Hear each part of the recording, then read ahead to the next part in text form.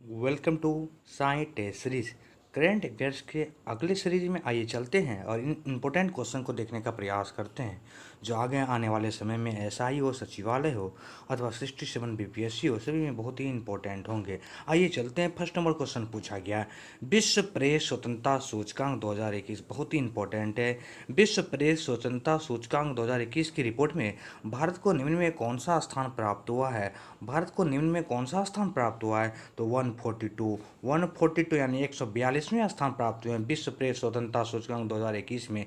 ध्यान दीजिएगा, यह जो सूचकांक विश्व प्रेस स्वतंत्रता सूचकांक 2021 है, 2020 में भी भारत को 142वां स्थान ही प्राप्त हुआ था। यह जो विश्व प्रेस स्वतंत्रता सूचकांक है, यह रिपोर्ट्स विदाउट बॉर्डर्स के द्वारा हर साल ये प्रकाशित किए जाने वाले सूचकांक में महत्वपूर्ण सूचकांक आते हैं।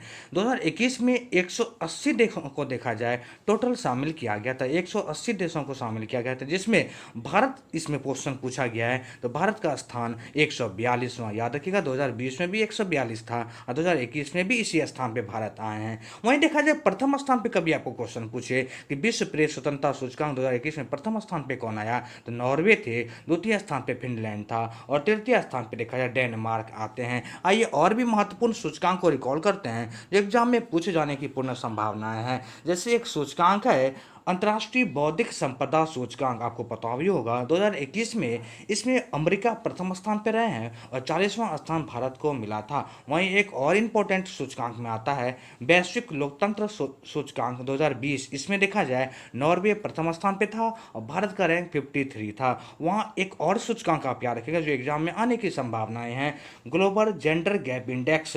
ग्लोबल जेंडर गैप इंडेक्स 2021 का यह सूचकांक विश्व आर्थिक मंच के द्वारा जारी किया जाता है। इसमें भारत का जो रैंक है 140वां है और प्रथम स्थान पे आइसलैंड आए हैं। तो यहाँ पूछा गया था क्वेश्चन में विश्व प्रेस स्वतंत्रता सूचकांक 2021, तो यहाँ पे 142 142वें स्थान पे भारत का स्थान है। आइए 2 नंबर क्वेश्चन पे चलेंगे। बोला गया महिला उद्यमियों को समर्थन एवं सहायता प्रदान करने के उद्देश्य से किस बैंक ने हाल ही में स्मार्ट अप उन्नति, बहुत ही इंपॉर्टेंट है, स्मार्ट अप उन्नति नाम से एक कार्यक्रम की शुरुआत की है? तो यह किया है एचडीएफसी बैंक ने। एचडीएफसी बैंक के द्वारा यह कार्यक्रम यानी स्मार्ट अप उन्नति कार्यक्रम शुरुआत किया गया है। एचडीएफसी बैंक जैसे ही मन में आता है एक क्वेश्चन उभर के आते हैं। इसकी स्थापना 1994 में किया गया था, जिसका मुख्यालय वर्तमान में मुंबई जाने जाते हैं। इसके वर्तमान में सीईओ, अभी क्वेश्चन आपको पूछ दे कि एचडीएफसी बैंक के वर्तमान में सीईओ कौन है, तो आप बताइएगा शशिधर जगदीशन।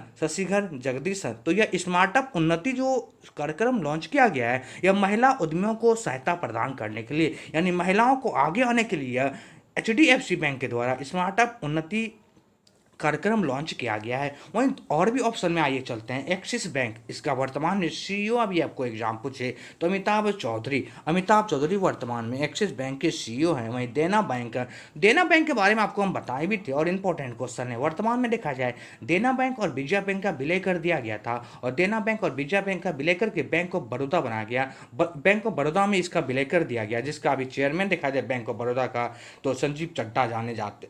वहीं एसबीआई पूछा गया तो एसबीआई का वर्तमान में अध्यक्ष दिनेश कुमार खारा है। तो इस क्वेश्चन में पूछा गया था स्मार्ट अप उन्नति नाम का कार्यक्रम जो शुरुआत किया गया तो वो एचडीएफसी बैंक के द्वारा, यानी इस क्वेश्चन का आंसर 1 हो जाएंगे। आइए चलेंगे क्वेश्चन नंबर 3 पे जो इंपॉर्टेंट पूछे गए हैं। बोला गया है विश्व वायु गुणवत्ता 2020 की रिपोर्ट के अनुसार, विश्व वायु गुणवत्ता रिपोर्ट 2020 के अनुसार विश्व में सबसे प्रदूषित राजधानी कौन सी बनी है? तो यह राजधानी आपको पता भी होगा, यह दिल्ली बना है। कौन सी? दिल्ली, यानी अपने देश की, भारत की राजधानी दिल्ली देखा जाए विश्व वायु गुणवत्ता रिपोर्ट 2020 में सबसे प्रदूषित राजधानियों में नंबर 1 पे आए हैं। वही अभी कभी आपको पूछ दे कि शहर में दिल्ली का स्थान कितना है, यानी विश्व में देखा जाए तो विश्व वायु गुणवत्ता रिपोर्ट 2020 में शहर में यदि पूछा आपको दिल्ली का स्थान तो 10वें शहर पे दिल्ली का स्थान आता है। लेकिन राजधानी आपको पूछे ना तो दिल्ली प्रथम स्थान पे आते हैं। आइए इसके बारे में थोड़ा रिकॉल करते हैं विश्व वायु गुणवत्ता रिपोर्ट के बारे में। यह जो रिपोर्ट प्रकाशित यानी जो यह रिपोर्ट तैयार किया जाता है, यह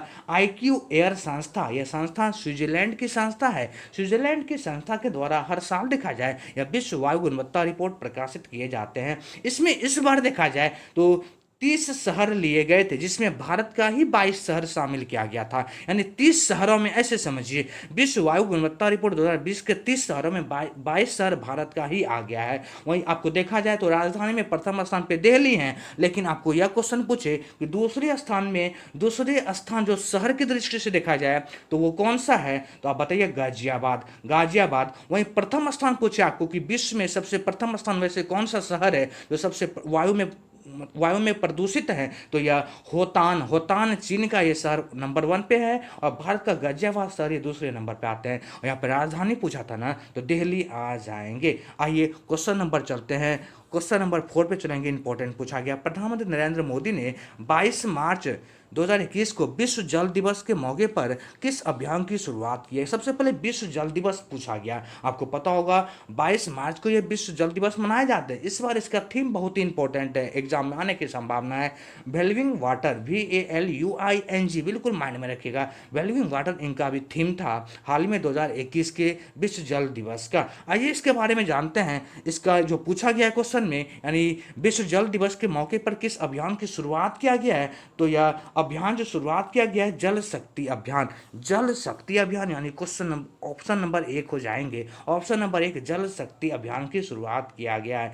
इसमें देखा जाए तो नागरिकों को सरकार के द्वारा बारिश के पानी को संरक्षित करने का अनुरोध किया गया है। यानी पानी की दृष्टि को देखा जाए तो बारिश के पानी को संरक्षित करने की सलाह भारतीय सरकार के द्वारा, यानी सरकार के द्वारा दिया गया है।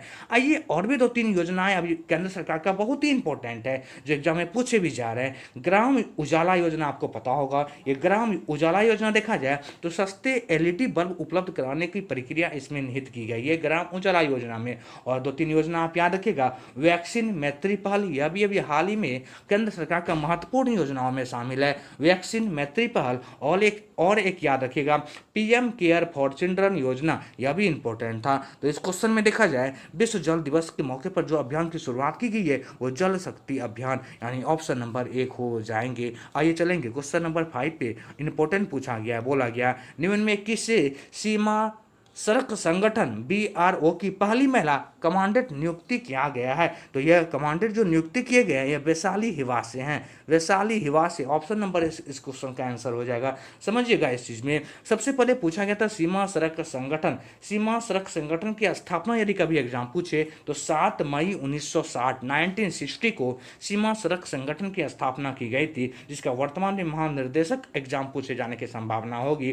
तो वर्तमान में सीमा सड़क संगठन का जो वर्तमान में महानिर्देशक हैं वो राजीव चौधरी, इसके मुख्यालय दिल्ली जाने जाते हैं। और 2-3 क्वेश्चन आप याद रखने का प्रयास कीजिएगा।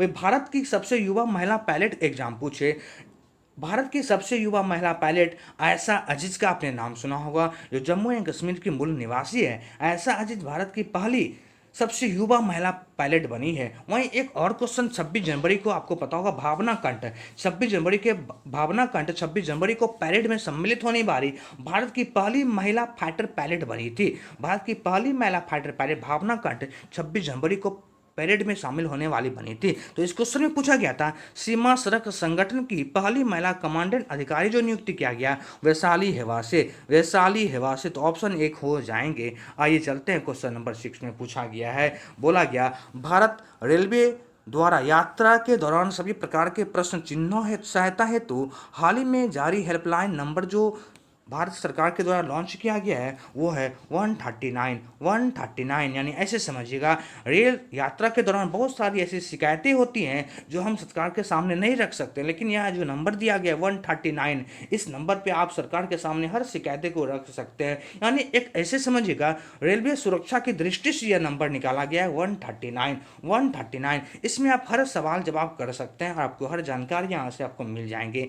एक पॉइंट अभी हाल ही में बहुत ही प्रचलित हुआ था, जो एग्जाम पूछे भी हैं, अभी पता होगा आपको, रेलवे सुरक्षा बल का नाम चेंज करके भारतीय रेलवे सुरक्षा बल सेवा कर दिया गया। ये एग्जाम में पूछे भी गए थे क्वेश्चन, फिर से मैं बोल दूं, रेलवे सुरक्षा बल का नाम भारतीय रेलवे सुरक्षा बल सेवा कर दिया गया है। वही वर्तमान में आपको पूछेगा कि ये रेल मंत्री कौन है, तो आप बताइएगा अश्विनी वैष्णव वर्तमान में रेल मंत्री हैं, और ये उड़ीसा के राज्यसभा सांसद हैं, अश्विनी वैष्णव जो वर्तमान में रेल मंत्री हैं। आइए चलें चलेंगे क्वेश्चन नंबर 7 पे इंपॉर्टेंट पूछा गया, बोला गया यूएई की पहली महिला अंतरिक्ष यात्री के रूप में निम्न में किसे नामित किया गया है। यूएई की पहली महिला अंतरिक्ष यात्री के रूप में किसे नामित किया गया है, तो नोरा अल मातरोसी। ऑप्शन नंबर 1 हो जाएंगे, नोरा अल मातरोसी को देखा जाए यूएई की पहली महिला अंतरिक्ष यात्री के रूप में सम्मिलित किया गया है। यूएई का जैसे ही चर्चा आता है तो वर्तमान में आपको पता होगा आईपीएल, जो अभी आईपीएल हो रहा था, आधा हुआ था, उसका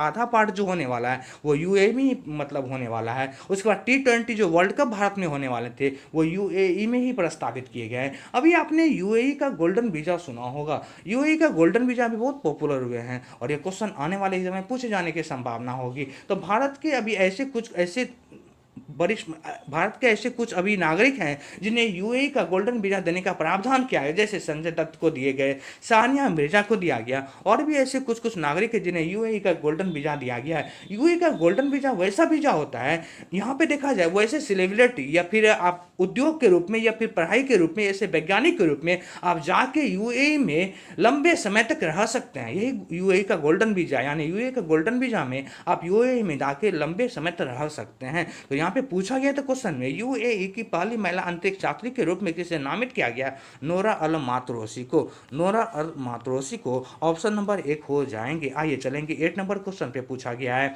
निम्न में किस राज्य सरकार ने सरकारी नौकरी में ईडब्ल्यूएस कैटेगरी, अभी हाल ही में बहुत ही प्रचलित ये क्वेश्चन, ईडब्ल्यूएस कैटेगरी में पुरुष उम्मीदवार को 5 वर्ष एवं महिला उम्मीदवार को 10 वर्ष की छूट देने की घोषणा की गई है। तो एज में छूट देने की घोषणा किया गया, तो यह राजस्थान सरकार के द्वारा किया गया है। राजस्थान सरकार के द्वारा देखा जाए तो ईडब्ल्यूएस पुरुष वर्ग के उम्मीदवार को 5 वर्ष एवं महिला वर्ग के उम्मीदवार को 10 वर्ष की छूट देने की घोषणा किया गया है। देखा जाए ईडब्ल्यूएस का प्रावधान जैसे आता है तो केंद्र सरकार के द्वारा किसी भी कॉम्पिटिटिव एग्जाम में 10% आरक्षण ईडब्ल्यूएस कैटेगरी को दिए गए हैं। वहीं और भी कुछ क्वेश्चन इंपॉर्टेंट है, अभी हाल ही में आप देखे होंगे भारत सरकार के द्वारा मेडिकल के क्षेत्र में युवाओं को, ओबीसी वर्ग के युवाओं को 27% आरक्षण दिया गया है और ईडब्ल्यूएस वर्ग के युवाओं को 10% के आरक्षण मेडिकल क्षेत्र में भारत सरकार के द्वारा गया है। वहीं बिहार जब आता है तो बिहार ने भी हाल ही में बहुत सारे ऐसे आरक्षण को प्रकाशित किए हैं, जैसे पंचायत और नगर चुनाव में देखा जाए तो बिहार ने महिलाओं को 50% आरक्षण दे रखा है। वहीं समान नौकरी या पुलिस अधिकारी में देखा जाए तो बिहार ने महिलाओं को 35% आरक्षण दे रखा है। वहीं इंजीनियरिंग कॉलेज या मेडिकल कॉलेज में अभी हाल ही में बिहार के द्वारा घोषणा किया गया था 33% आरक्षण की घोषणा की गई है। वहीं खेल विश्वविद्यालय में महिलाओं को 33% आरक्षण बिहार के द्वारा दिए गए हैं महिलाओं को। तो यहाँ पे क्वेश्चन पूछा था ईडब्ल्यूएस कैटेगरी में पुरुष उम्मीदवार को 5 वर्ष और महिला उम्मीदवार को 10 वर्ष राजस्थान सरकार के द्वारा दिया गया है, राजस्थान के द्वारा, याद रखिएगा। आइए क्वेश्चन नंबर 9 पे चलेंगे। पूछा गया नासा के अंतरिक्ष यान पार्कर सोलर प्रोब ने किस ग्रह से एक प्राकृतिक रेडियो सिग्नल की खोज की है, तो यह किया गया है शुक्र ग्रह से। शुक्र ग्रह यानी ऑप्शन नंबर 1 हो जाएंगे। फिर से मैं बोल दूं, पार्कर सोलर प्रोब ने किस ग्रह से एक प्राकृतिक रेडियो सिग्नल की खोज की, तो यह शुक्र ग्रह से किया है, शुक्र ग्रह से किया गया है। अभी आपको पता होगा अभी हाल ही में सबसे अधिक जिस ग्रह के पास उपग्रह हो गए वो शनि के पास हो गया है। शनि के पास देखा जाए अभी 82 उपग्रह हो गए हैं। एक दो क्वेश्चन और भी इंपॉर्टेंट है, अभी आपने सुना भी होगा कि चाइना ने एक कृत्रिम सूर्य की रचना की है। तो चाइना पहला ऐसा देश बन गया जो कृत्रिम सूर्य का रचना कर दिया। एक और क्वेश्चन याद रखिएगा कि चाइना चांद पे झंडा फहराने वाला दूसरा देश बन गया है। पहली बार चांद पे झंडा देखा जाए तो यूएसए के द्वारा 1969 में फहराया गया था। उसके बाद लगातार यूएसए के द्वारा 6 बार चांद पे झंडा फहराया जा चुके हैं, लेकिन चाइना दूसरा ऐसा देश बना जो चांद पे झंडा फहरा चुके हैं। तो इस क्वेश्चन में पूछा गया था पार्कर सोलर प्रोब ने किस ग्रह के एक प्राकृतिक रेडियो सिग्नल की खोज की, तो शुक्र ग्रह का ऑप्शन नंबर 1 हो जाएंगे। आइए चलेंगे क्वेश्चन नंबर 10 में जो इंपॉर्टेंट पूछा गया, बोला गया किस प्रसिद्ध टेनिस खिलाड़ी को Laureus world sportsman of the year 2021 award से सम्मानित किया गया है, तो यह जो सम्मानित किया गया राफेल नडाल को सम्मानित किया गया है, राफेल नडाल को सम्मानित किया गया है। इस क्वेश्चन में बहुत ही इंपॉर्टेंट पॉइंट यह है, यह राफेल नडाल को दूसरी पुरस्कार मिला था। पहली बार देखा जाए Laureus world world sportsman of the year जो अवार्ड है यह इन्हें 2011 में भी दिए गए थे, 2011 में भी दिया गया था और इस बार 2021 में भी यह इन्हें अवार्ड दिया गया। इस क्वेश्चन का important point Rafael Nadal option number C हो जाएंगे। इस क्वेश्चन में और एक चीज याद रखेगा, ये Laureus world sportsman of the year award जो देने की घोषणा की गई थी पहली बार 2000 ईस्वी से किया गया है, 2000 ईस्वी से किए गए थे और पहली बार 2000 ईस्वी में ही यह पुरस्कार दिया गया था। लगभग देखा जाए 6 श्रेणी में महिला या पुरुष किसी भी खिलाड़ी को यह अवार्ड दिए जाते हैं। एक क्वेश्चन अभी इंपॉर्टेंट है, आप याद रखिएगा, हाल ही में ऑस्ट्रेलियन ओपन हो गया या फ्रेंच ओपन हो गया या विंबलडन हो गए, यह तीनों 2021 में खेले जा चुके हैं। तो इस तीनों में देखा जाए तो पुरुष एकल विजेताओं में नोवाक जोकोविच तीनों का पुरस्कार जीत लिया है, यानी ऑस्ट्रेलियन ओपन 2021 का नोवाक जोकोविच जीत लिए हैं। उसके बाद देखा जाए फ्रेंच भी और विंबलडन भी उन्होंने ही जीत लिया, नोवाक जोकोविच जो सर्बिया से संबंधित है। तो इस क्वेश्चन में पूछा गया था Laureus world sportsman of the year award 2021 या राफेल नडाल। तो इंपॉर्टेंट क्वेश्चन थे। Thank you. यदि आपको मेरा वीडियो पसंद हो तो इन्हें आप लाइक करें, शेयर करें एंड सब्सक्राइब करें। आगे ऐसे ही सीरीज चलते रहेंगे और यह सभी इंपॉर्टेंट क्वेश्चन आपको आगे वाले समय में बहुत ही एग्जाम के लिए इंपॉर्टेंट साबित होगा। थैंक यू दोस्त, फिर मिलेंगे आपके नेक्स्ट सीरीज में।